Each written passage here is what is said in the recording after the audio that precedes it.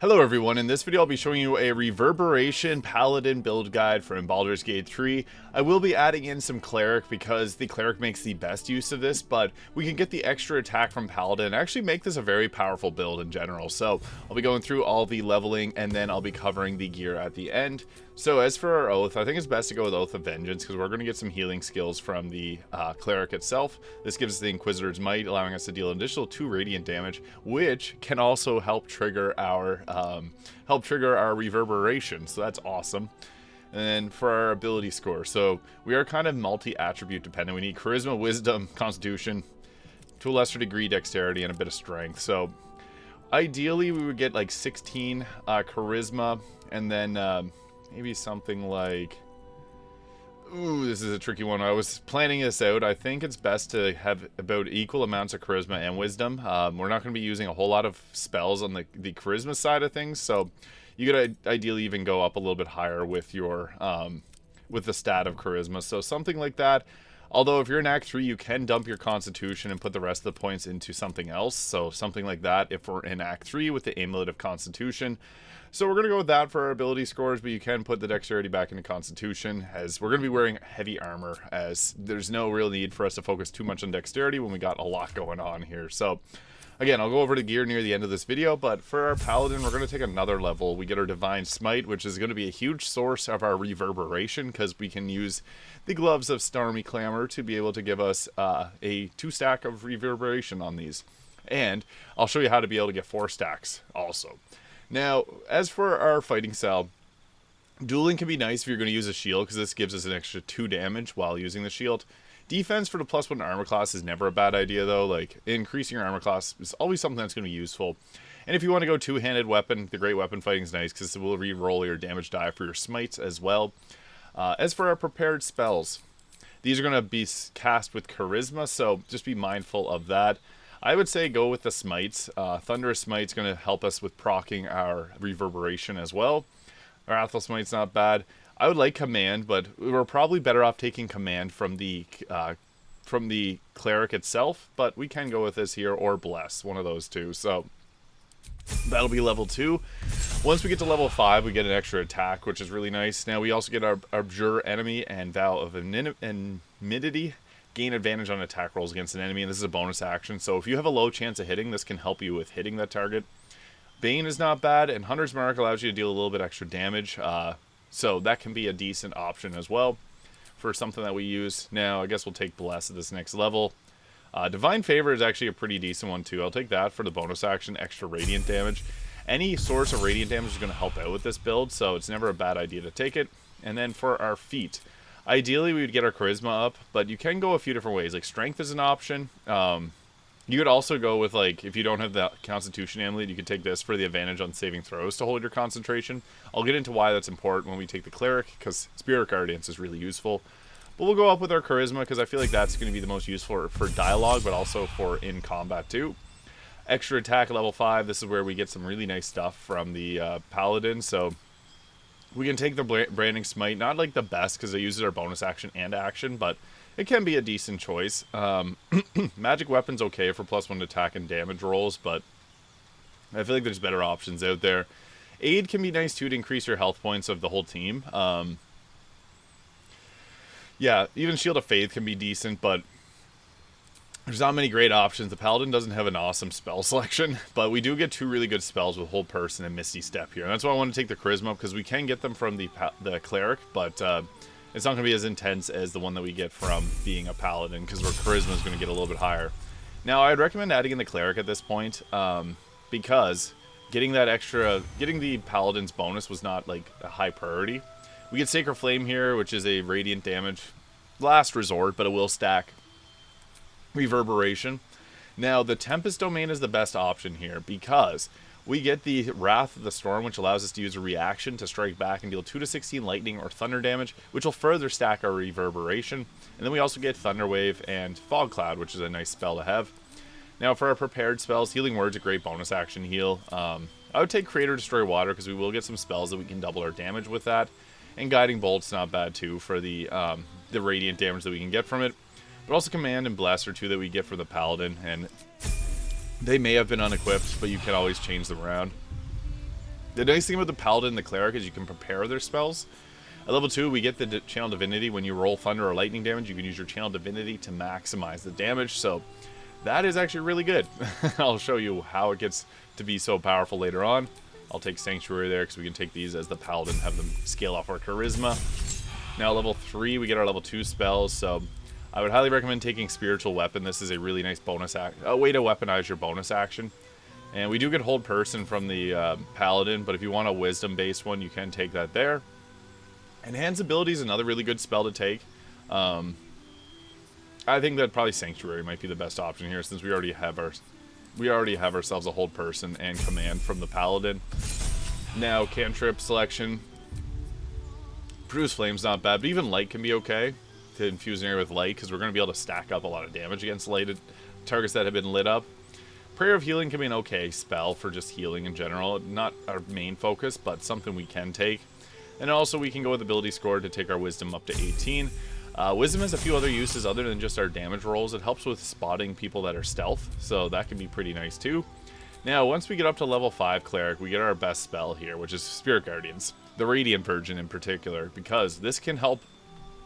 What this does is this actually puts on 4 stacks of Reverberation.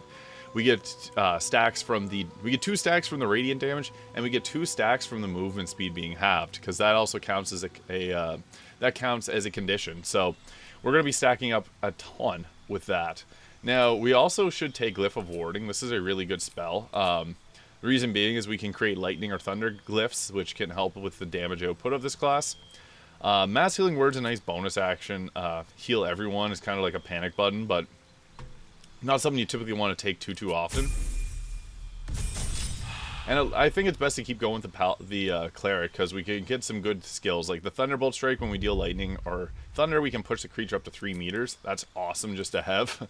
Pushing creatures around can sometimes end off by taking them out. I'm also a fan of Animate Dead. Not everyone really likes that spell. You can take Revivify otherwise, but being able to summon a couple mummies to help, or a couple zombies to help take hits is actually quite good. Now, at level 7 Cleric, we do get Ice Storm, which is nice. We can also further buff that up, which I'll show, to be able to stack some Reverberation. Banish and Death Ward is pretty good, but Death Ward, you can actually have someone at camp apply this to everyone. Guardian of Faith is awesome, though. 60 health, and it deals 20 damage every time it attacks, and it loses that 20 health. You can put it inside a globe of invulnerability, and it won't lose its health and continue attacking. So that's what we're going to go with for our spells. Now, this build really comes together with the gear, so I'll show you how we're going to go through that. So I'm using the Falar Eluve sword here because the Shriek deals thunder damage, so that further allows us to make them run away, because you can see the shrieking area around there. So what's nice about that is it's going to give us even further stacks of our Reverberation, since we got the Thunderous Conversion here. When the wearer deals thunder, lightning, or radiant damage, inflict 2 turns of Reverberation on the target. So what does Reverberation do? It reminds their dexterity saves. On top of that, once they have 5 stacks, they have to roll, and if they fail the roll, they get knocked prone. So that is nice, because it can stop enemies from spell casting, it can take up enemies' turns. It's extremely powerful. We're using the Boots of Storm and Clamor here. With when the target inflicts a condition upon a hostile creature, they also inflict 2 turns of Reverberation. So what's nice about that is the Illithid ability. I'll actually go into this here. If we have the Illithid ability to drain skills whenever we attack, I'm trying to find it here. What's nice about that is that actually counts as a condition. So yeah, ability drain. Once per roll, when you make an attack roll, it reduces abilities by 1. So we can reduce we'll be reducing strength whenever we attack, but that counts as a condition. So whenever we do those attacks, it'll give them Reverberation. So both of these work together really well.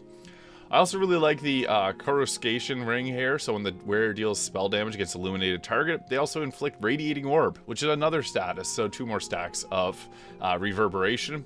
If you don't want to use that Falar Eluve, if you're in Act 3, a much better choice is actually the Nirolna, because this gives us Glowing, which is going to stack this whenever target's attacked by that, and it deals thunder damage, so it's going to trigger this and this on your attacks and ability drain. So that's a ton of stacks of Reverberation just from this, and it gives you a plus 3 meters movement speed and jump distance and immunity to fall damage. But you can also throw this, which is nice because it'll return to your hand, and it deals a Thunder Blast, which unfortunately doesn't trigger that. It only triggers it on attacks. But But then I have the Deathstalker Mantle on. You can go with the Cloak of Protection if you want to get your armor class up to 26. I'm also using the Birthright Hat since that's going to give us the 18 Charisma and Wisdom.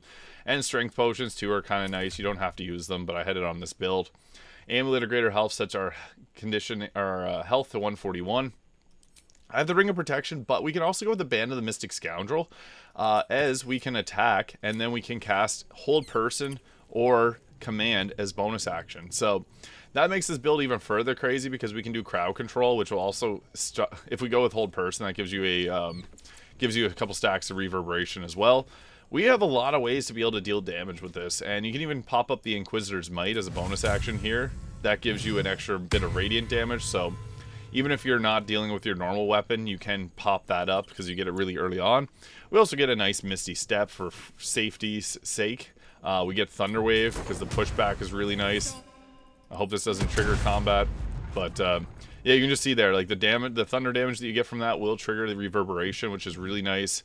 But typically we want to be able to set up and get some radiant damage dealt, and then we can even do something like throw the Nyrulna here. So that's one of the beautiful things about this. Oh, it won't let me target Mizora. That's funny, but we can even go in with like a Thunderous Smite here, because this will allow us to do we can maximize the damage from that, so upwards of 39 damage.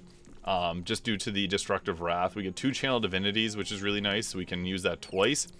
I would recommend going with it like a Thunderous Smite can actually do some crazy damage there, but I would say that the best uses for it would be to actually just go over here and call Lightning, because this will, if there's Create Water, you could deal 60 damage with that guaranteed, and it strikes in a decent range too. So as you can see there, Mizora's got the ability drain on, and she's also steeped in Bliss, so we got the extra psychic damage against her too, which is kind of nice.